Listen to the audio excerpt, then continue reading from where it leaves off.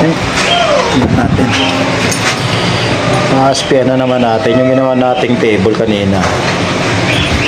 So, yung ginawa natin kanina, yun. Yung side.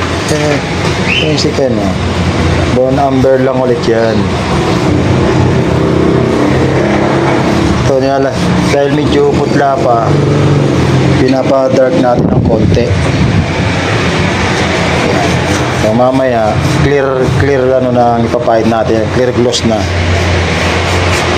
Ayan, so, kanina kasi putla eh. Ang artificial varnish.